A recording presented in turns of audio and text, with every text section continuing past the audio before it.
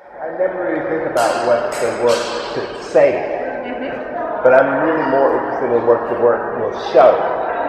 So I think, because the only thing an artist can do really is to show people things that they wouldn't see otherwise.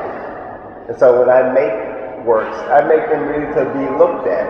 And then, but when you look, you also have to think about the thing that you see. And so that's what my interest is mainly to show things, to show images, to show people, to show, places, to show things that are unfamiliar so they become more familiar. In all of these things, that's really what I'm trying to do. Say, look at this, look at that, look at this. This is the kind of recreation of history, but it's also an extension of history more than a rewriting. It's an addition to the history that we are already familiar with. And so I try to highlight, to amplify or emphasize aspects of history that people have forgotten about or not paid much attention to. And so that's what my relationship to history has more to do with that. It's not so much a revision of history as it is a kind of pointing to and retrieving aspects of history that seem to have been a little lost or maybe ignored. Well, one of these, I make paintings because the foundation of art history is built on painting. And painting has been the privileged discipline for representing the human body, for also providing a space in which the imagination can be free and exercised. And so, and it's also the place where we first understand our ideas about what is beautiful.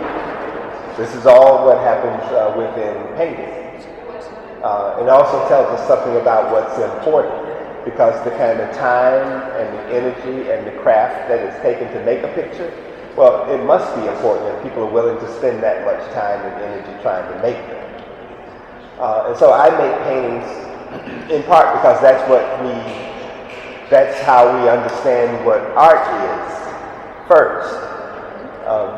But I also make them because the history of painting that we know doesn't often represent the black figure as the center of its interest, it's not the central subject.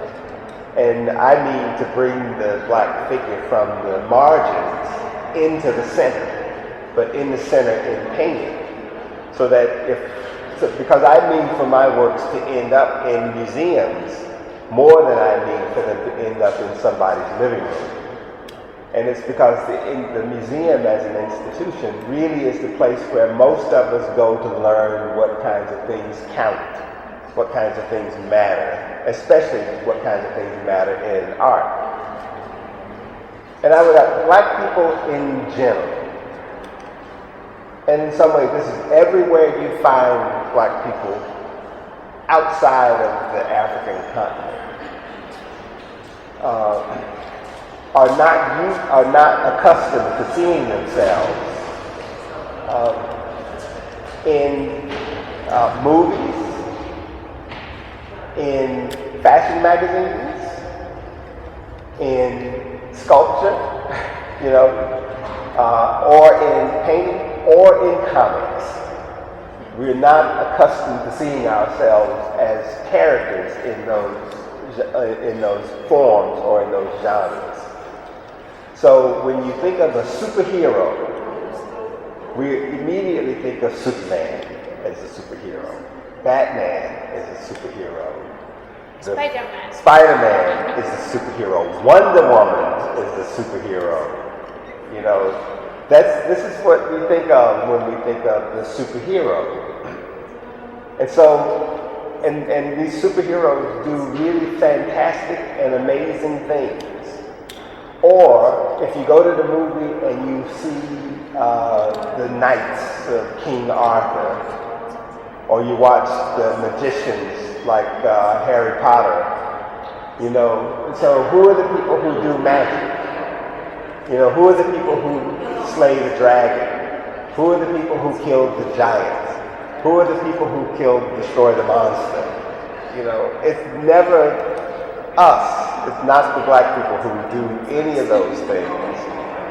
And so at some point, it has a psychological effect on you that creates a certain kind of an inferiority complex, where if you don't see yourself capable of doing those things, then that thing becomes impossible for you in some way. And so when I make comics, or if I do pin-ups, you know, or if I do photography, I mean, in part, it really is to make people understand that that space is available for them too. And so that's the reason why I made the Rhythm Master comic, is to create a narrative, a story, where all of the characters in the comic are black characters. And if they are making robots and spaceships and all those things, well, yes, those people are making spaceships and they're making robots and they're making computers. They're making all these things that nobody expects them to be able to make. And so it's just important that people see themselves in every dimension of human capability. And so I always think that if you look at the way, I have a question that I always ask, and I think to me it encapsulates all of the ideas that are really important. So the question is, can black people get to Mars if they are not carried to Mars by white people who make rockets? What I'm doing is not completely unusual. All people who have the question ends up being, what do most human beings want? And I think what most people want is to not be dominated by other people. I think this is what everybody wants. This is why the conflict is going on in Syria. It's why the conflict is going on in Ukraine. It's why the conflict is going on in Tibet. It's like what most people in the world want is to not be dominated by other people. And in order to not be dominated by other people, you have to achieve a certain level of equality with everybody else on the planet. That's what everybody is striving for. And one of the dimensions in which you have to do that work is in the domain of representation. And this is why it's really important to see more people doing more different kinds of things, highly visible in the world. But the more visible they are doing it, the more likely it is that the next generation that follows them will think that it is easy to do this kind of thing. As long as they don't see it, then it becomes almost impossible, because it's really difficult to imagine how do you get to that place. Yeah, and so I don't see, so if you look at the way, since the World Cup is going to be played in Brazil this year, and you see now there's a kind of conflict between the classes in Brazil that has a lot to do with the way poor people in Brazil have no access to economic resources, but they see the government spending lots of money building football stadiums and trying to make the country look exciting to people who are outside coming, but they do very little for the people who live there. And so their challenge is, can you create a world in which there are not large numbers of poor people? How do you do that? Do they have anything to do with it, or does somebody else have to make that happen for them? And so a part of the conflict they're wrestling with is how do we make ourselves not poor? If the government won't make programs that help us, that benefit us. No, because there are two conditions of invisibility that I was describing, and this is how I arrived at making my figures as black as I make them. And one, because I grew up looking at a lot of science fiction movies, a lot of horror movies, and reading a lot of science fiction novels. And the writer H.G. Wells wrote the famous book, Invisible Man, on which the movie that Claude Rains starred in was based, in which a scientist develops a process that makes him transparent, that makes him invisible. But that's one condition of invisibility. But in another book called Invisible Man, written by a black writer in the United States, Ralph Ellison, the way he describes the condition of invisibility is that it's psychological, it's not physiological.